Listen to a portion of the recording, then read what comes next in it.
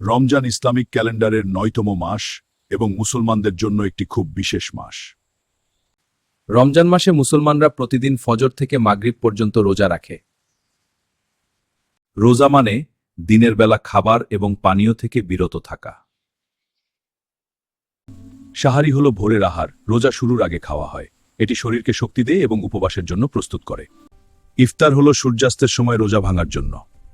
খুব ভালো। এটা আমাদের সকলের জন্য বিশেষ সময়। রমজান মাসটি প্রার্থনা এবং আত্মনিয়ন্ত্রণের মাস। এটি আমাদের আধ্যাত্মিকভাবে উন্নত করার সময়।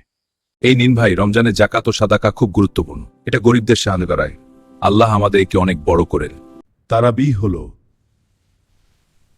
রমজান মাসের একটি বিশেষ রাতের নামাজ। রমজান আমাদের শিক্ষা দেয় ধৈর্য, শৃঙ্খলা এবং কৃতজ্ঞতা। রমজান মাস হল রহমত, ক্ষমা এবং সকলের জন্য আশীর্বাদের মাস।